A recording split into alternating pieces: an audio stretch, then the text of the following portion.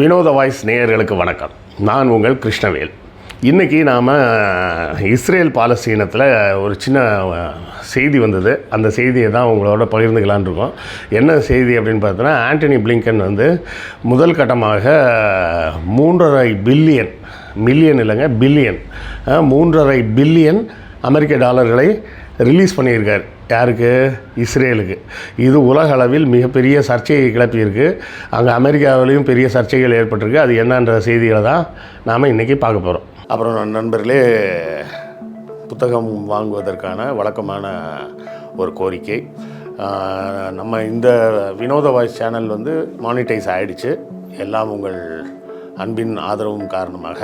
அதனால் இப்போ இதில் விளம்பரங்கள் வருது. ஆனாலும் இந்த விளம்பரங்களின் மூலம் வரக்கூடிய வருமானம் நம்ம கேஆர்வி சேனலில் வந்த அளவுக்குலாம் ஒன்றும் வராது. அதோட கம்பேர் பண்ணால் 1/10 பங்கு வந்தாலே ஜாஸ்தின்னு வச்சிங்களேன். உங்கள் ஆதரவு தொடர்ந்து எங்களுக்கு வேண்டும். புத்தகங்கள் வாங்கினீங்கன்னா அதை கொண்டு இந்த சேனலை நடத்துவதற்கு இன்னும் கொஞ்சம் சிறப்பாக நடத்தலாம். செய்திகளையும் இன்னும் அழகாக சேகரித்து கொடுக்கலாம். ஸோ இல்லை சார், பணம்லாம் கேட்காதீங்க சார். நம்ம பணம்லாம் கேட்குறது கிடையாது. நம்ம கேட்குறது என்ன கேட்போம், புத்தகங்கள் வாங்கி அதன் மூலமாக வருவாயை வைத்து நடத்துகிறோன்னு தான் சொல்கிறோம்.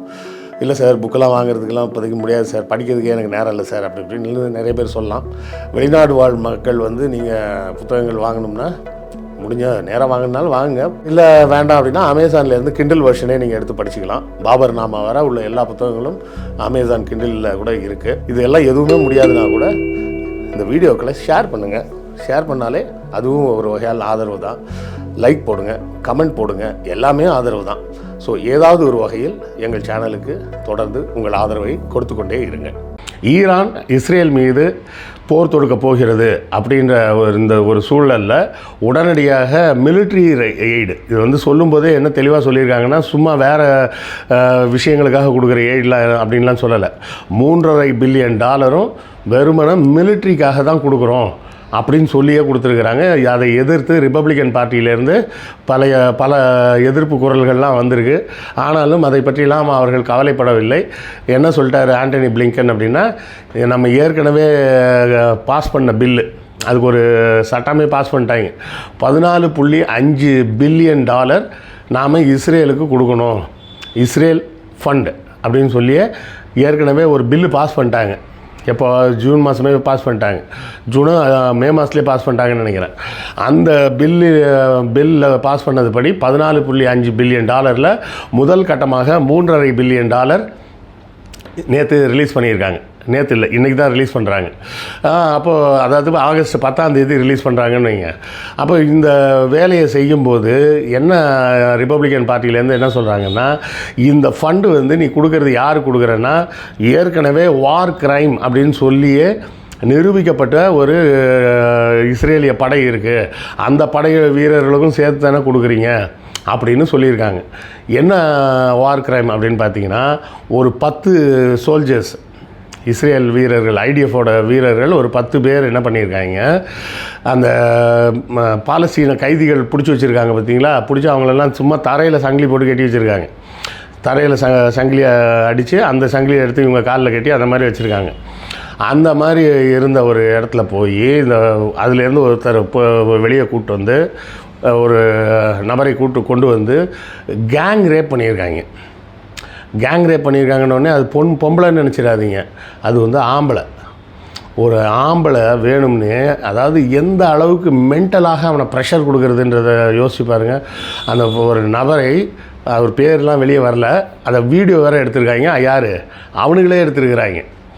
அந்த ஷீல்டு மாதிரி வச்சுருப்பாங்கல்ல, அதை வச்சு மூஞ்சை மறைச்சிக்கிட்டு, ஏன்னா முகம் தெரிஞ்சிடக்கூடாதான், முகத்தை மறைச்சிக்கிட்டு வரிசையாக 10 பேரும் அவன் அந்த ஆண்மகனை ரேப் பண்ணியிருக்காங்கன்னா என்ன அர்த்தம்? வேறு ஒன்றும் இல்லை, ஆசன வாய் வழியாக உடலுறவு கொண்டிருக்காங்க, வாய் வழியாக உடலுறவு கொண்டிருக்காங்க. இதை கூட்டமாக செஞ்சுருக்கிறாங்க 10 பேரும் சேர்ந்து. அப்போ இந்த 10 பேரும் சேர்ந்து இந்த செஞ்ச வேலையை வீடியோ எடுத்து அவங்களே போட்டு பார்த்து சிரிச்சிட்டு இருந்திருக்காங்க. இந்த வீடியோ லீக் ஆயிடுச்சு. இந்த வீடியோ லீக் ஆனது உடனே அது பெரிய அளவில் ட்விட்டர்லலாம் போட்டு ரொம்ப பேசு பொருளாக மாற்றி, அதுக்கப்புறமா தான் வேறு வழி இல்லாமல் இஸ்ரேல் இராணுவம் அந்த 10 பேரை அரெஸ்ட் பண்ணி நாங்கள் நடவடிக்கை எடுக்கிறோம் அப்படின்னு சொல்லி முடிவு பண்ணியிருக்காங்க. இந்த கைது நடந்தது வந்து ஜூலை மாதம் 28 நடந்திருக்கு. 28 நடந்தப்போவே அன்றைக்கே விசாரணை பண்ணி என்ன பண்ணிட்டாங்க, 4 பேர் ரிலீஸ் பண்ணிட்டாங்க அந்த 10 பேரில். இப்போ இது பத்தாதுன்னு என்ன பண்ணியிருக்காங்க, ஜூலை 29 அங்கே இருக்கக்கூடிய அந்த ஜியானிஸ்ட் குரூப் இருக்கும்ல, ஃபார் ரைட் அப்படின்னு சொல்லுவாங்க, அந்த ஜியானிஸ்ட் குரூப் என்ன பண்ணியிருக்காங்க, ஒரு பெரிய கூட்டமாக கிளம்பி எங்கே போயிருக்காங்க, இந்த ரேப் நடந்ததில்ல அங்கே போயிருக்காங்க. அங்கே போய் அடித்து அந்த இடத்தெல்லாம் உடச்சி இந்த ஆளுங்களெல்லாம் யார், அந்த கைதிகளாக இருப்பவர்கள் இல்லை, இந்த கைது செய்யப்பட்ட வீரர்கள் இருக்காங்கல்ல, இந்த ரேப் பண்ணாங்கல்ல, அவங்கள விடுவிக்கிறதுக்காக போயிருக்காங்க. இந்த ரேப் மூலமாக என்ன நடந்திருக்குன்னா, அந்த ஆளால் எந்திரிச்சு நிற்க முடியாத அளவுக்கு அவன் பாடி வீக் ஆகிடுச்சு. ஏற்கனவே என்ன பண்ணியிருக்காங்கன்னா, மருந்து கொடுப்பது, சாப்பாடு கொடுப்பது, இது எல்லாத்துலேயுமே ஸ்டார்வேஷன் கொடுக்குறது. அதாவது டைமாக வேணும்னே வந்து ஒரு 2 நாளைக்கு சாப்பாடே கொடுக்காமல் வைக்கிறது, 2 நாளைக்கு ஒரு நாளைக்கு ஃபுல்லாக தண்ணியே கொடுக்காமல் வைக்கிறது, மருந்து மாத்திரையெல்லாம் கொடுக்காம வைக்கிறது. அதாவது சில பேர்லாம் பிபி சுகர்லலாம் இருப்பாங்க, அவங்களாம் மருந்து மாத்திரை கொடுக்கலாம் செத்து போயிடுவாங்க. உண்டா இல்லைங்களா, செத்து போயிடுவான். இல்லைனா ஸ்ட்ரோக் வந்து பேரலிட்டிக் அட்டாக் வந்து கைகால் விளங்காமல் போயிடுவான். ஆனாலும் வேணும்னே இந்த மருந்து மாத்திரைகளை கொடுக்காம, சாப்பாடுகளை ஒழுங்கான நேரத்துக்கு கொடுக்காம, வேணும்னே நல்ல பட்னி போட்டு அப்புறமா சாப்பாடு கொடுக்கறது. இல்லைனா சாப்பாடை கொண்டாந்து வச்சுக்கிட்டு நான் சொல்கிற மாதிரி எனக்கு செக்ஷுவல் வேலை செஞ்சு கொடு, செஞ்சேன்னா தான் நான் உனக்கு சாப்பாடு தருவேன் அப்படின்னு அந்த பசியில் கிடக்கிறவனை போட்டு டார்ச்சர் பண்ணுறது. இந்த மாதிரி வேலைகள் அந்த முகாமில் வந்து பல காலமாக நடந்துக்கிட்டு இருக்குது அப்படின்ற செய்திகள்லாம் இப்போ தான் வெளியே வருது. இந்த நபர் வந்து கடைசியில் நிற்கக்கூட முடியாத மாதிரி ஆகி அதுக்கப்புறமா மருத்துவமனையில் கொண்டு போய் சேர்த்துருக்குறாங்க. இந்த மருத்துவமனையில் சேர்த்ததுக்கப்புறம் தான் இந்த செய்தி வெளியே வர ஆரம்பித்து, இந்த வீடியோக்கள் வெளியே வர ஆரம்பித்து இந்த 10 பேர் கைது செய்யப்பட்டிருக்காங்க. இப்போ கேள்வி என்னென்னா, கொடூரமாக இப்படி மிருகத்தனமாக ஒரு ஆணை 10 பேர் சேர்ந்து ரேப் பண்ணியிருக்காங்களே, அப்படிப்பட்ட ஒரு படகுகளுக்கு நீங்கள் இப்படி ஒரு உதவி செய்யலாமா அப்படிங்கிறது தான் அமெரிக்காவோட கேள்வியாக இருக்குது. அந்த கேள்விக்கு யாரும் பதில் சொல்லவில்லை. அமெரிக்காவோட டெமோக்ராட்டிக் பார்ட்டி எந்த பதிலும் சொல்லலை.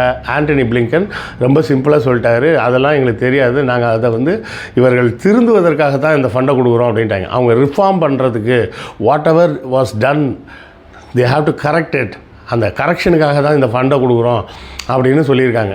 இதே அந்த ரைட் விங்காரன் என்ன தெரியுமா சொல்லியிருக்காங்க, இது மாதிரி நடந்திருக்கு, இது சரியா தப்பா அப்படின்னு கேட்கும்போது, இஸ்ரேலின் நல்லதுக்காக எது செஞ்சாலும் சரிதான் அப்படின்னு இருக்காங்க. ஒரு ஆளை பிடிச்சி ரேப் பண்ணுறதுக்கு பேர் எப்படா இஸ்ரேலுக்கு நல்லது அப்படின்னு கேட்டால் பதிலுக்கு என்ன சொல்கிறாங்கன்னா, இஃப் இஸ் அ நக்குபா அப்படின்னு சொன்னால் ஹமாஸ் தீவிரவாதின்ற வார்த்தைக்கு தான் அவங்க நக்குபா அப்படின்னு சொல்கிறாங்க. அவர் ஒரு நக்குபாவாக இருந்தால் எல்லாமே சரிதான், every thing is all right அப்படின்னு சொல்லி அங்கேயே ஓப்பனாக பேட்டி கொடுக்குறாங்க. எப்படி எங்கே வர்றாங்க பார்த்தீங்களா, ஒரு நபரை ரேப் பண்ணது, அதுவும் கேங் ரேப், 10 பேர் சேர்ந்து ஒரே நேரத்தில் பண்ணியிருக்காங்க. அப்படி செஞ்சது இஸ்ரேலுக்கான நல்லதான், இஸ்ரேலின் பாதுகாப்புக்காக என்ன செஞ்சாலும் சரிதான் அப்படின்னு பேட்டி கொடுத்துருக்குறாங்க. இவனெல்லாம் மனுஷனா இல்லை என்னன்னே தெரியல. அதாவதுங்க, கைது பண்ணிட்டீங்க, கொண்டாந்து அடைச்சி வச்சுருக்கீங்க, அது வேற சரி, அதுக்கு மேலே இந்த அளவுக்குலாம் ஒருத்தன் நடந்துக்க முடியுமா? அப்போது இந்த இஸ்ரேல் இராணுவம் என்பது கொஞ்சம் கூட மனிதத்தன்மையற்ற ஒரு மிருக கூட்டம் அப்படிங்கிறது தான் தெரிய வருது. ஏற்கனவே நம்ம பார்த்துருக்குறோம் பாலஸ்தீன கைதிகளை எல்லாம் வந்து எந்த அளவுக்குலாம் டார்ச்சர் பண்ணாங்க அப்படின்னு.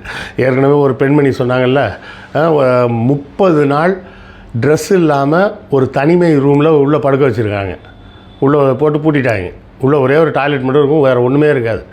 அப்போ யோசிச்சு பாருங்கள், அதுவும் ஒரு சின்ன பெண், அது 14 வயசில் அரெஸ்ட் பண்ணி போயிருக்காங்க, வெளியே வரும்போது 20 வயசோ என்னவோ. அப்படி எல்லாம் டார்ச்சர். அதாவது நல்லா யோசிச்சு பாருங்கள், ஆம்பளைங்களுக்கு கூட வேறு பிரச்சனை கிடையாதுங்க, பெண்களுக்கு அந்த மாதவிடாய் பிரச்சனை அது இதெல்லாம் வரும்போது சுத்தம் பண்ணுறதுக்கு என்ன பண்ணியிருப்பாங்க யோசிச்சு பாருங்கள். க்ளீன் பண்ணுறதுக்கு கூட வழி இல்லாமல் அந்த தனி அறையிலேயே கடந்து அதுக்கப்புறம் தான் வெளியே கொண்டு வந்திருக்கிறாங்க. எதுக்கு? ப்ரொட்டஸ்ட் பண்ணாங்களாம், நாங்கள் சாப்பிட மாட்டோம், எங்களுக்கு அடிப்படை உரிமைகளை கொடுங்க அப்படின்னு கேட்டாங்கன்றதுக்காக இப்படி கொண்டு போய் தனிமை சிறையில் போட்டிருக்காங்க. அப்போ அந்த மாதிரி ஒரு பெண்ணை இப்படி டார்ச்சர் பண்ணுறாங்க, இங்கே ஒரு ஆம்பளையை கூட்டு போய் ஒரு 10 பேர் சேர்ந்து ரேப் பண்ணியிருக்காங்க. அதாவது ஓரின சேர்க்கையாளருன்றது வேறங்க, ஆனால் இப்படி ஒரு கொடூரமாக ஒரு வேலை செய்யும்போது அவனுக்கு உடல் ரீதியாக மட்டும் இல்லை, மன ரீதியாக எவ்வளோ பெரிய உளைச்சலை கொடுக்கும் அது. அப்போ இதெல்லாம் விசாரிக்கணும் அப்படின்னு சொல்லிக்கிட்டே இருக்கிறோம் நம்மளும், எல்லா நாடுகளும் சொல்லிக்கிட்டே இருக்கிறாங்க. ஆனால் இஸ்ரேல் எதை பற்றியும் கவலைப்படாமல் தன்னுடைய அராஜகத்தை, கொடூரத்தை பாலஸ்தீன மக்களின் மீது தொடர்ந்து செஞ்சுக்கிட்டே இருக்குது. இதை ரிப்பப்ளிக்கன் கட்சியை வந்து எனக்கு பிடிக்காதுங்க. ஆக்சுவலாக அமெரிக்காவை பொறுத்தவரை டெமோக்ராட்டிக் கட்சி தான் நல்ல கட்சி. ரிப்பப்ளிக்கன் கட்சி வந்து நம்ம ஊர் பாஜக மாதிரி ஒரு கட்சி. ஆனால் அவன்லாம் கேள்வி கேட்குற அளவுக்கு நடக்குது, இப்போ அங்கே நடந்துகிட்டு இருக்குது அப்படின்றத பார்க்கும்போது தான் ரொம்ப மனசுக்கு வருத்தமாக இருக்குது. இவ்வளோ பிரச்சனை நடந்துகிட்டு இருக்குது. இந்த விஷயங்கள்லாம் இப்போ தான் ஓடிக்கிட்டு இருக்குது. எப்போது ஜூன் 7ஆம் தேதியிலேருந்து தான் இது வந்து வெளியே வந்தது. அதாவது இஸ்ரேலை விட்டு வெளியே இந்த செய்திகள்லாம் வருது. வந்ததுக்கப்புறமும் 7ஆம் தேதி இந்த செய்திகள்லாம் வருது. 10ஆம் தேதி நான் $3.5 பில்லியன் இஸ்ரேலுக்கு கொடுக்குறேன் அப்படின்னு சொல்லி ஆண்டனி பிளிங்கன் அறிவிக்கிறார். அப்படின்னு சொன்னால் இங்கே வந்து கொஞ்சம் கூட மனித நேயம் என்பதே அமெரிக்காவிலும் இல்லையா? இஸ்ரேலில் அவன் செஞ்சான்றது அவன் மிருகம், நீ மனுஷன் தானே, நீ எப்படி கொடுப்ப அப்படின்னு சொல்லி ரிப்பப்ளிக்கன் பார்ட்டி கேட்குற அளவுக்கு டெமோக்ராட்டிக் பார்ட்டி இறங்கி போச்சு. அப்படிங்கிறத பார்க்கும்போது ரொம்ப மனசு கஷ்டமாக இருக்குது. இதை தொடர்ந்து இஸ்ரேலை பற்றிய வேறு செய்திகள் வரும்போது அடுத்த முறை மீண்டும் பகிர்ந்துக்கலாம். அடுத்த காணொலியில் சந்திப்போம். நன்றி, வணக்கம்.